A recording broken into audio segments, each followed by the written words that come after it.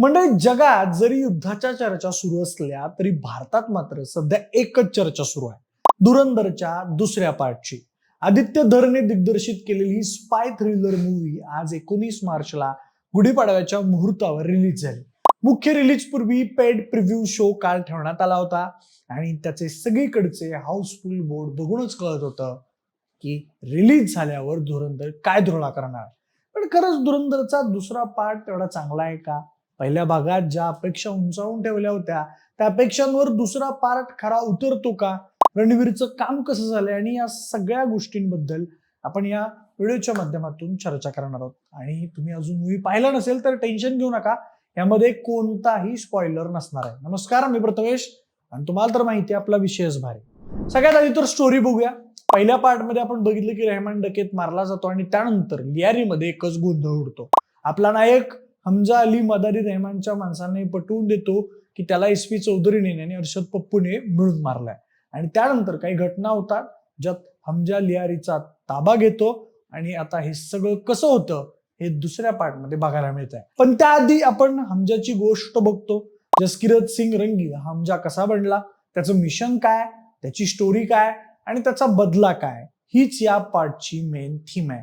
ही story तुम्हाला 4 तास खुर्चीत खेळून ठेवते. स्टारकास्ट बद्दल बोलायचं तर रणवीर सिंगने ताबडतोब बॅटिंग केली आहे. पहिल्या पार्ट मध्ये एकदम शांत संयमी असा अभिनय त्याने केला होता, म्हणजे तो एवढ्या बॅकड्रॉपला होता की स्वतःच्याच मूवीमध्ये साईड कॅरेक्टर वाटावा. पण दुसऱ्या पार्ट मध्ये त्याला मोकळं रान मिळालंय आणि त्यानं अक्षरशः धुळा केलाय. राग, हळवेपणा, ताकद, वेदना सगळ्या भावना अगदी सहजपणे त्याने दाखवल्यात. एवढ्या कन्व्हिन्सिंग की असं वाटतच नाही की तो ऍक्टिंग करतोय. पडद्याबाहेर एकदम अतरंगी इमेज असणारा रणवीर पडद्यावर एकदम सिन्सिअरली काम करतो. संजय दत्तचा एसपी चौधरी पहिल्या भागापेक्षा जास्तच खतरनाक वाटतो. हा रोल जरूर त्याच्यासाठीच लिहिला असावा एवढा परफेक्ट तो या भूमिकेमध्ये ब्लेंड होऊन जातो. अर्जुन रामपालनेही मस्त काम केलंय. त्याचा आणि रणवीरचा फेस ऑफ स्किन एकदम मस्त झालाय. आर माधवनने देखील आपल्या अभिनयाचा कस लावलाय. त्याची डायलॉग डिलिव्हरी, जसकिरतला हमजा बनवण्यासाठी कन्व्हिन्स करायचा सीन एकदम लाजवाब झालाय. पण या सगळ्यामध्ये अगदीच भाव खाऊन गेलेली आणि लक्षात राहणारी भूमिका राकेश बेदीची आहे. पहिल्या पार्ट मध्ये त्यांचा रोल अगदीच टाइमपास वाटला होता, पण दुसऱ्या पार्ट मध्ये त्यांची भूमिका बघून असं वाटतंय की मूवीचे खरे धुरंधर तेच आहेत की काय. म्हणजे मूवी रिलीज होण्याआधी रणवीर सिंगने म्हटलं होतं की या मूवीने जर 1000 कोटी कमावले तर त्यातले 500 कोटी राकेश बेदीमुळे असतील. तो असं का म्हणाला होता हे मूवी पाहिल्यावर लक्षात येतं. आता वळूयात दिग्दर्शनाकडे. आदित्य धरने इतिहासातील खऱ्या घटना आणि त्यावर आधारित काल्पनिक स्टोरी यांचा असा काही मेळ घातलाय की यातला बराचसा भाग फिक्शन आहे, यावर विश्वासच बसत नाही. नोटबंदी, अतिक अहमद, दाऊद इब्राहिम या सगळ्याचा जो मस्त धागा गुंपलाय ना, त्यामुळे मूवी एकदमच रिलेटेबल आणि रिअल वाटतो. 4 तासांच्या रन टाइम मध्येही सारखं काही ना काही घडत राहतं आणि ते कुठेही बोर होत नाही.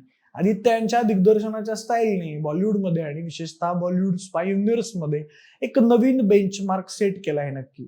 आणि हे खरं तर यशराज फिल्म्स आणि विवेक अग्निहोत्रीने लक्षात घेण्यासारखं आहे. आदित्य आपल्या मूवी मधून त्यांना जणू काही सांगतायत की असा बनवतात spy thriller movie. Background score हा या मूवीचा आत्मा आहे असं मी म्हणेल. केवळ बॅकग्राऊंड स्कोरच नाही तर जुन्या गाण्यांचा अतिशय उत्तम रिमेकही या मूवीमध्ये पाहायला मिळतो. आरी आरी गाण्याच्या वेळी तर थिएटरमध्ये काय कल्ला झाला होता.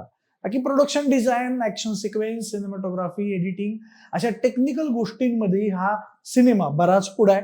याशिवाय आणखी एक गोष्टीचं कौतुक करायचं की मूवी मधले डायलॉग्स. इस दुनिया में हर किसी की कीमत होती है, वफादार की थोडी ज्यादा. हा किंवा मग अब पाकिस्तान का मुस्तकबिल हिंदुस्तान तय करेगा. आणि सगळ्यात फेमस तर ये नया हिंदुस्तान है, ये घर में घुसेगा भी और मारेगा भी. असे कितीतरी डायलॉग्स टाळ्या आणि शिट्ट्या घेणार आहेत. आता सगळ्यांच्या मनात असलेला एक प्रश्न, पहिल्या पार्ट पेक्षा दुसरा पार्ट चांगला आहे का? आता सगळ्यात आधीच हे लक्षात घ्या की हा काही पहिला भाग चालला म्हणून तयार केलेला दुसरा भाग नाहीये. ही एक स्टोरी आहे जी 2 भागांमध्ये सांगितली आहे. पहिल्या भागाचा सगळ्यात मोठा स्ट्रॉंग पॉइंट होता त्याचा सरप्राईज फॅक्टर. अक्षय खन्नाचा रेहमान डकेत ज्या स्वॅग मध्ये पहिल्या पार्ट मध्ये वावरला तो अजूनही सगळ्यांच्या डोक्यात आहे. दुसऱ्या पार्ट मध्ये हेच सरप्राइझिंग एलिमेंट जरा कमी आहेत. याचं कारण असंही आहे की आता आपल्याला सगळे कॅरेक्टर्स माहिती आहेत आणि दुसरं कारण म्हणजे असं आहे की हा भाग जास्त इमोशनल आहे, अधिक पर्सनल आहे. काही तक्रारी देखील आहेत. एक म्हणजे इंटरव्हल नंतरचा थोडा भाग जरा लांबल्यासारखा वाटतो. मगाशी सांगितलं तसं सरप्राईज एलिमेंट्स कमी आहेत आणि पहिल्या पार्टमध्ये जशी कॅची गाणी होती ती दुसऱ्या पार्टमध्ये मिसिंग आहे. म्हणजे हा अल्बम जरा फिका पडतो. पहिला भाग जेवढा कॅल्क्युलेटेड आणि प्रॉपर स्पाय थ्रिलर वाटतो त्या तुलनेत दुसरा भाग हा सरळ तोडफोड आणि मारधाडवर उतरतो असं वाटतं. आणि सगळ्यात मेन म्हणजे पहिल्या भागात अक्षय खन्नाचा जो ऑरा फार्मिंग रोल होता तशी छाप दुसऱ्या भागात कुणाची पडत नाही. बाकी एंटरटेनमेंट व्हॅल्यू म्हणाल तर त्यासाठी या मूवीला 9 स्टार्स मिळायला हवेत. आदित्य धरचं डायरेक्शन, रणवीर सिंगचा परफॉर्मन्स आणि पाकिस्तानशी कशी ठासली जाते हे पाहायला मिळणं सगळंच भारी आहे. एक मात्र नक्की की ही मूवी तुम्हाला एन्जॉय करायची असेल तर थिएटरमध्ये जाऊन पाहणं गरजेचं आहे. बाकी तुम्ही धुरंधरचा दुसरा पार्ट पाहिला असेल तर तुम्हाला कसा वाटलाय आम्हाला कमेंट बॉक्समध्ये नक्की सांगा. व्हिडिओ आवडला असेल तर लाईक आणि शेअर करा. सोबतच आपल्या विशेष भारीच्या युट्यूब चॅनलला सबस्क्राईब करायला अजिबात विसरू नका. धन्यवाद.